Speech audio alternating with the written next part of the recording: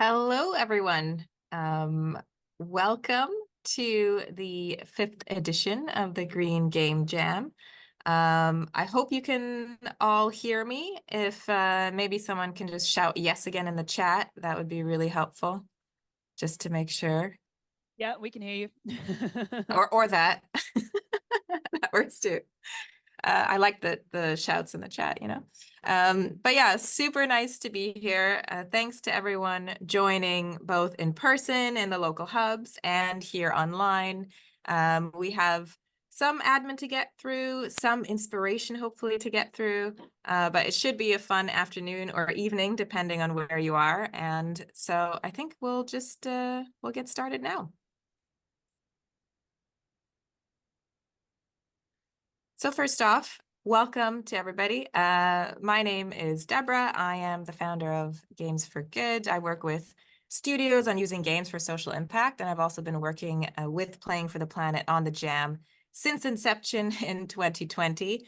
Right now, I am based here in Helsinki, Finland. We were supposed to have a local hub running here as well, but unfortunately, there's a strike this week, so we've all shuffled to online, which is okay too. And then, of course, we have the lovely Lisa, who has been my co-pilot for the Jam for the last 3 years, I think. And unfortunately, she is super sick right now, so she can't be with us today, but she's definitely here in spirit. But we hope that you'll still be in good hands. And I'd also like to introduce Louisa, who you've been hearing. She is at the local hub in London, and she's a project manager for the Jam. And then last but not least, we have Alex, who is also PM for Playing for the Planet, and he is running all things online. So yeah, really great to be here. And thanks so much to everybody for joining. And a special thank you to the local hubs. We have Amazon Games running a hub in Irvine. We have Space Ape running one in London. We were supposed to have Supercell running one here in Helsinki. And then Wooga is in Berlin, and we have Ubisoft Barcelona in Barcelona. So thank you to everybody who, yeah, has really made this happen to try to get people to connect in person, which is really lovely. And I see the waves, which is really great too.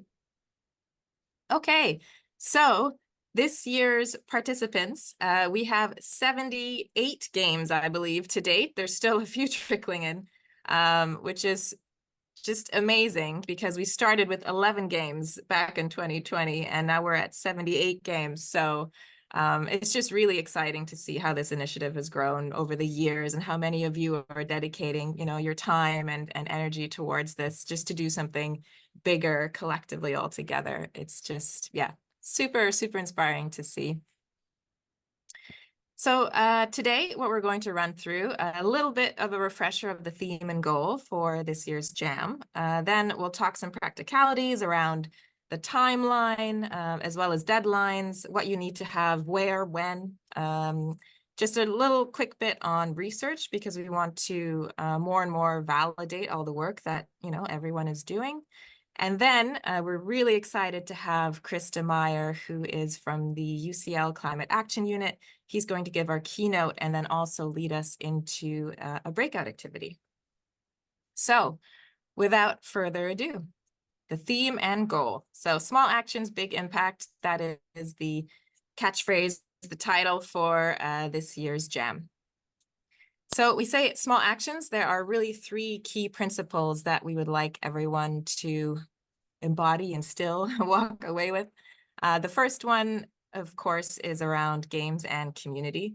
When we're thinking about games, community is such a central part of that. Like we love to gather, right? We're all gathering right now, whether it's in person, when we're playing games together, or if we're playing games together online, or if we're gathering at conferences, or if we're watching a streamer and interacting.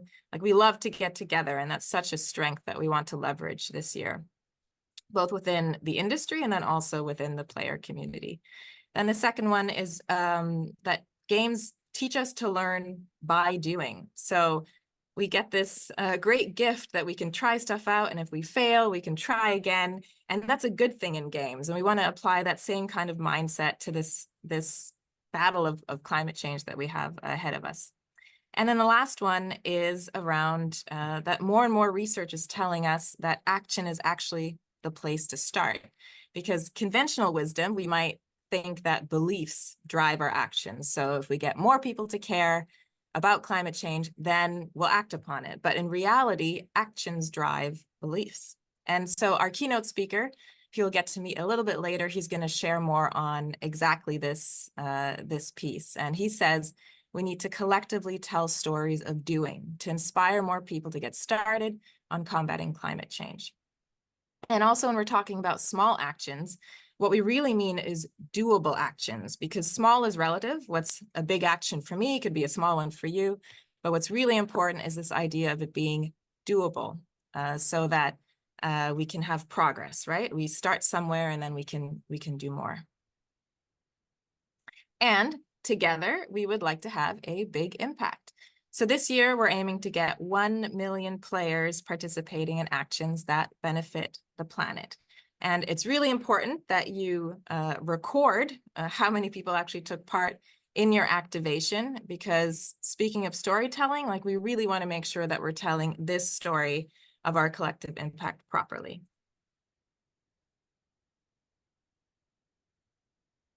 So 3 secrets to big impact, and we're going to hear more again from Chris a little bit later about this.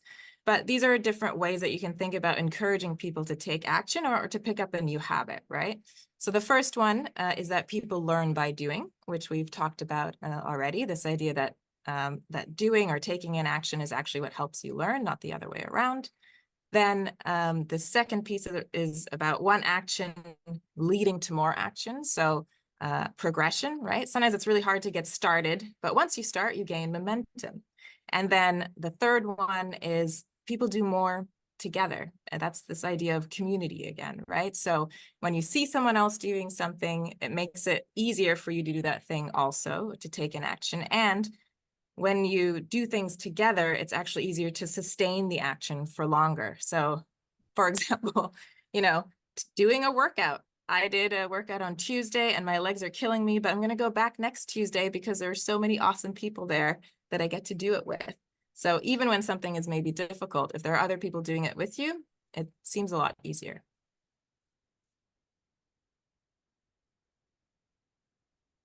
And now I'm going to hand over to the lovely Louisa to chat through some nuts and bolts and timelines. So Louisa, please take it away.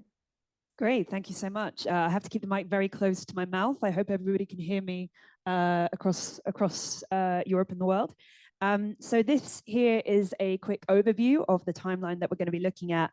I am going to take you through each step in more detail, but the really important thing to remember is that we need your activation to launch in September. That doesn't mean that we are now going to say, okay, see you in September. There's a lot of other stuff that you can get involved with, as much or as little as you like, to help build your activation before then. So we're going to start with workshops from next week. Then after that, we will be marking Earth Day with an Earth Week of Action. In June, we'll be marking World Environment Day with an optional share out. And then around August, things are going to become a little bit more deadline focused. So we'll need a one-pager overview of your activation. Then in September, we launch fully.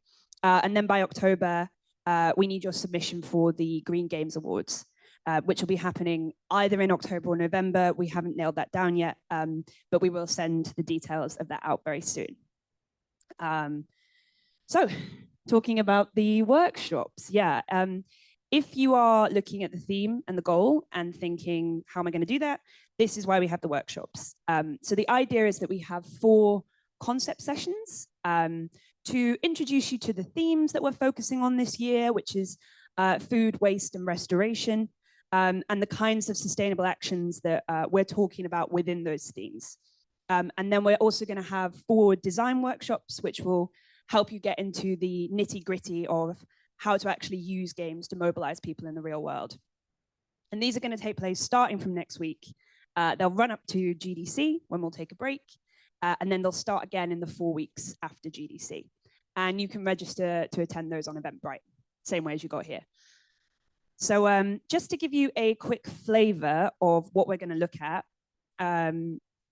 next week we have Jenny Solheim from Niantic on community.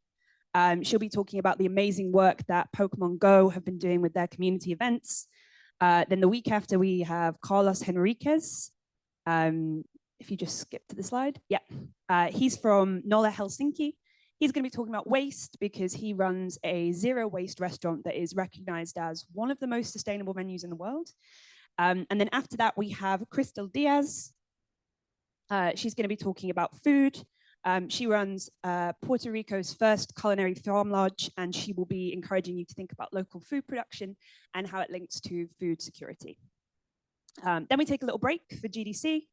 And after that, we have the design workshops, and they'll kick off with Arnaud Fayol. This session is going to help you decide which in-person action you'll be asking players to take in your activation based on what your existing themes, gameplay, what kind of audience your game has, and looking at those sorts of demographics.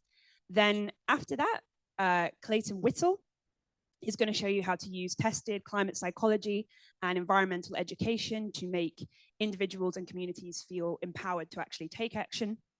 And then finally, Trevor York, who's actually here in London today, is going to tie everything together and show you how to actually bridge that gap between gameplay and physical world change and give you concrete steps on how to bring together everything that you've learned. And then finally, we're going to have a panel discussion with Sheila Ndugu of Supercell on what their game Heyday did for the Jam in 2022. We have Ioannis Lefkaditis of Space Ape, who are listeners here in London, on what their game Transformers Earth Wars did in 2021. And then finally, from Outfit 7, Ushka Leskova and Jvan Jeplan are going to explain what My Talking Angela 2 did for the Jam last year. Cool. And then, Deb, I think you're going to take us through the research stuff.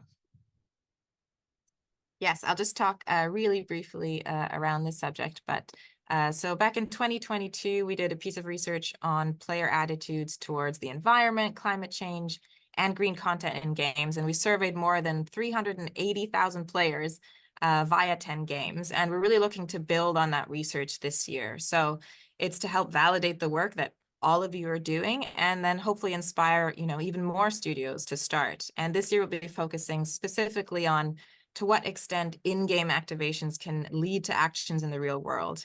And there'll be a pre-survey before the actions go live, and then 2 post-surveys. So there's one closer to the launch of the activation, and then one about 6 months later to gather data on whether actions were sustained. And we'll share more information in the coming weeks, but we're hoping that all of you will join us for that. Back to you, Lisa. Thank you so much. I keep turning around even though I can't actually see the slides in front of me. So we're going to talk a little bit more now about Earth Day and World Environment Day, and how we're going to kind of mark them this year. So if you just go to the next slide, please, Deb. Thank you. So even though we've deliberately placed the go live date for the Jam outside of international days of awareness for the environment, we did still want to make sure that we marked them. So for the 22nd to the 26th of April, we are encouraging studios to do their own real world action for the planet. Since we're going and asking our players to go out and take action, we want to make sure that we're sort of doing that too. And of course, you're more than welcome to tie any existing Earth Week activities that you might do as a studio into this. So if you have purpose days for charity work and volunteering, these could be good dates to block off, or this could be a good opportunity to pitch those days within your organization. So next slide, please, Deb. Thank you. So Earth Week kicks off on Earth Day, which is on the Monday of the week, and it runs through to the end of the week. That seems pretty basic.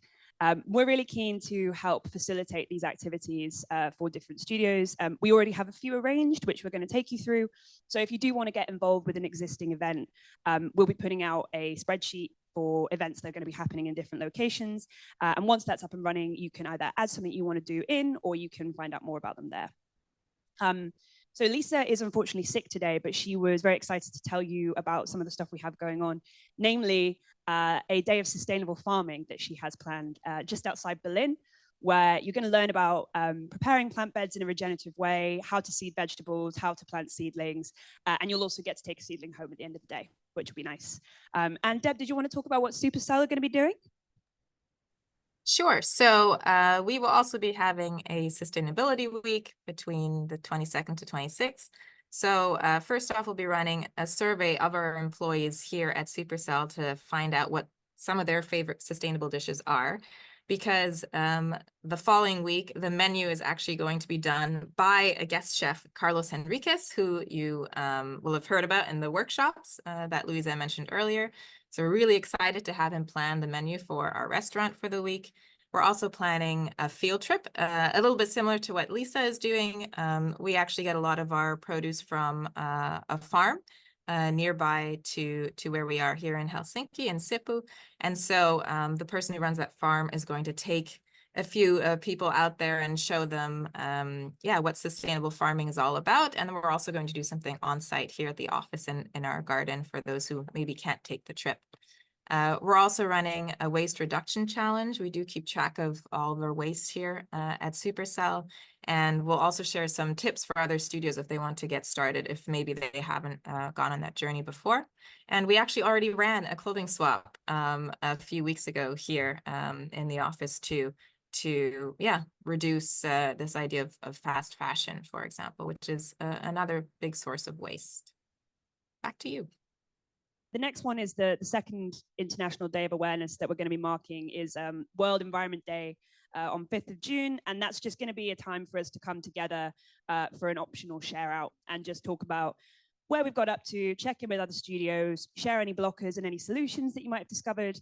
But that being said, we do encourage you to reach out to us or any other studios with any questions that might come up over the process.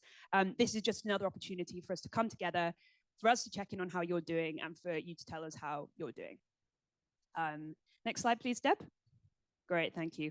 So this is one of the most important parts of the presentation. And I don't say that because I'm the one talking. It's just that it's a lot of text and a lot of information. So please stick with me. It is the deadline section. So next slide, please, Deb. Thank you. So first things first, we want you to record as much visual content as you possibly can so that we can tell this story well. But there are some other things that we're going to need from you as well. To make it a bit simpler, I've built a checklist of all of the assets and all of the documents that we need from you, which is linked on this slide and will be linked on all the following slides. So you'll be given a dedicated folder on our Google Drive that the other teams can't access, and you just need to upload everything in there. You don't need to bother with emails. You don't need to bother with Google Forms. It'll all just go straight in the folder. So the first thing we need by the 1st of August is a one-pager document describing what your activation is and how it connects the in-game and the real world. If you're not doing an in-game activation, if you're doing a social media campaign or something like that, you can just explain why you've chosen that real-world action, why it's right for your community, something like that.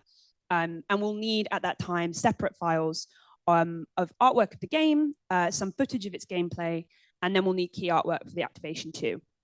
And the reason why we need this is so that we can put it up on the Green Game Jam website, but also if you are a mobile game and you want to be eligible for potential featuring from Google and Apple, we are going to give it to them. So make sure that you kind of are really pitching your activation in there as well. We want to make it, sell. So we need that in your folder by the 1st of August, and this will give us enough time to prepare for the go live moment. And that will happen on the week commencing 9th of September.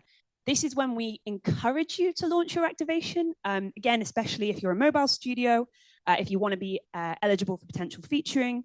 But if you do want to launch another time, that is absolutely fine. We just recommend that you launch before September so that we can actually include what you did in our comms and we can talk about it. During this time, it is, as we said before, so important that you record how many players actually took action for the environment in the real world. You can do that however you like, but that's our kind of target goal for this year. So we do really need that data. And there's a lot that you'll need to record in this time, which will form part of your activation deck, which we'll need by October. Now, this is dependent on when we host the Green Game Awards, which we obviously, as I said before, we haven't nailed down yet. But this will kind of form your submission for the awards. So it will be how our judges rank your game. So the more data that you're able to collect during this time, the more detail that you provide in the activation deck, the more you're able to really give our judges like a sense of what your activation is about, the better.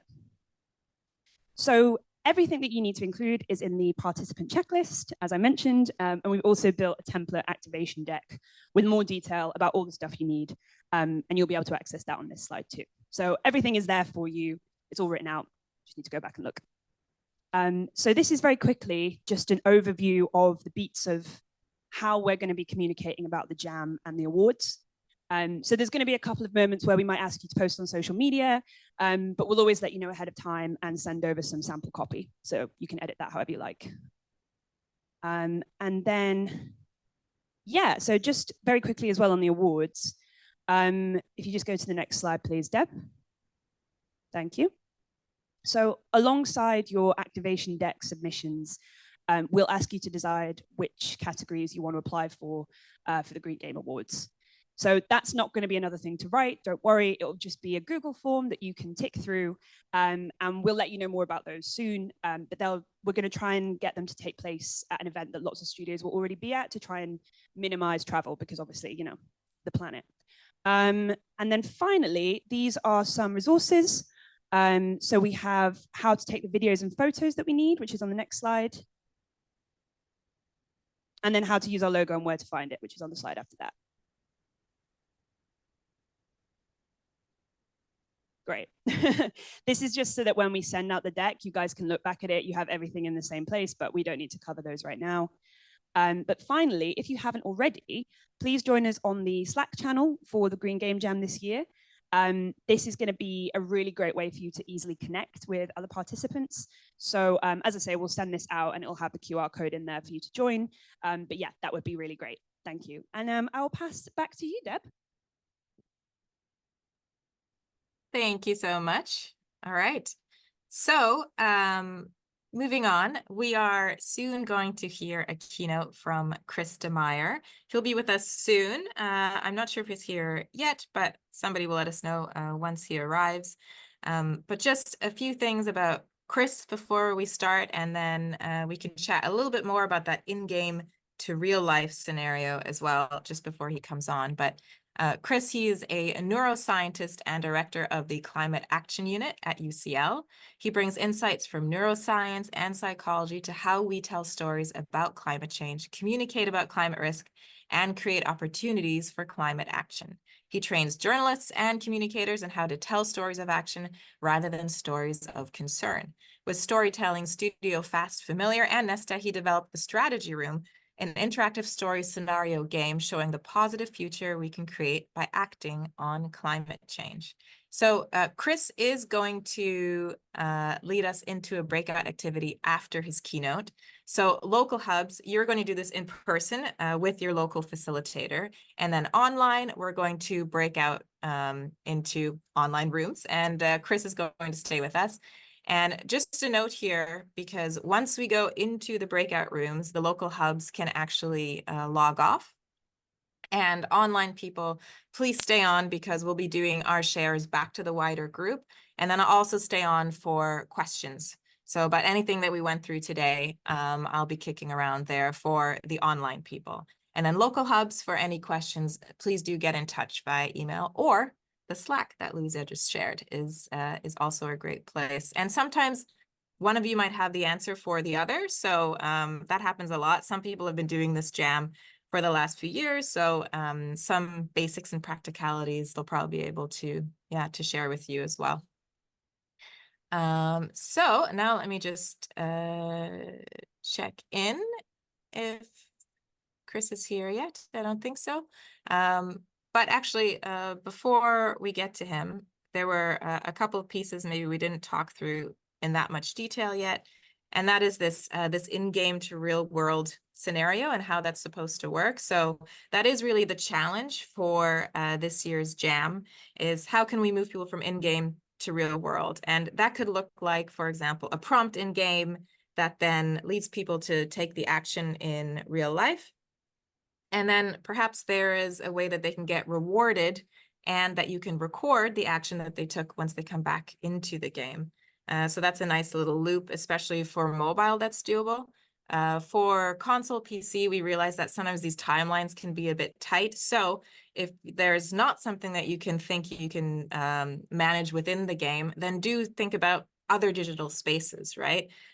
Is it your social media, your chats, your forums? Can you use influencers to try to motivate your player base? So yeah, really great to try to think outside the box there as well. Well, you know what? Before Chris joins us, we have time for like a couple of questions. If there's any burning ones, we can take them now. Otherwise, like I said, we'll be around for questions a little bit later.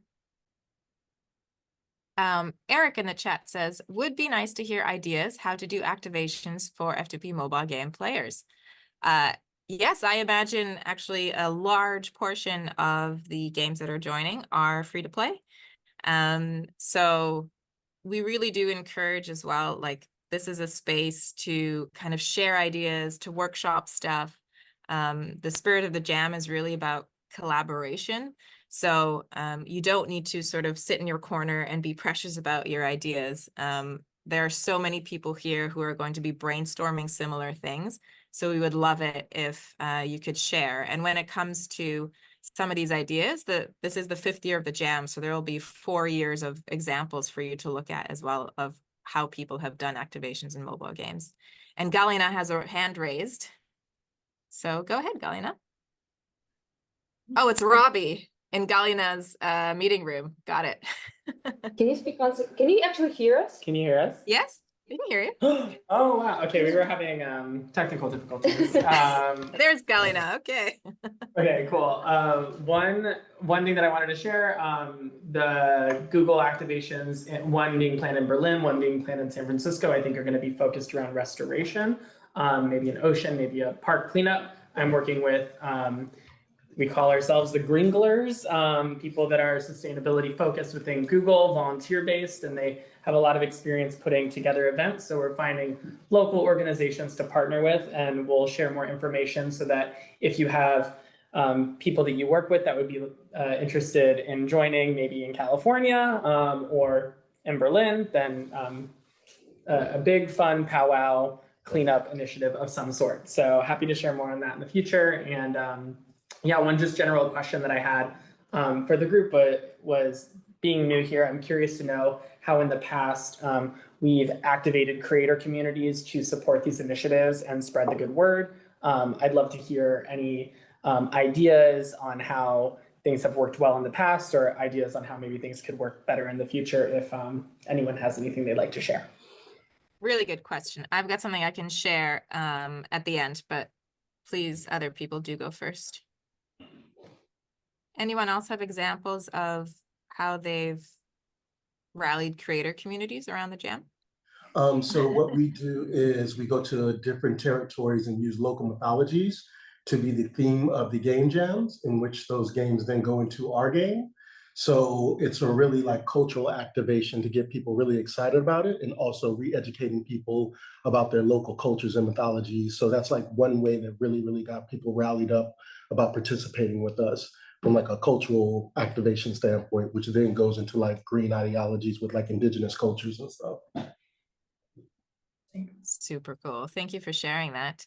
And yeah, we do encourage to follow up over Slack. You know, share your ideas, share what you've done in the past. It's a really great place to get inspired. One thing that we did at Supercell last year for the Green Game Jam, it was around wildlife, and we actually centered the whole campaign around 2 of our creators for Boom Beach. And we had them interview conservationists. So we were focusing on the sea turtle because it's also a mascot within the game. And we had them talk to conservationists about the challenges they face. We had them understand how to do turtle tagging.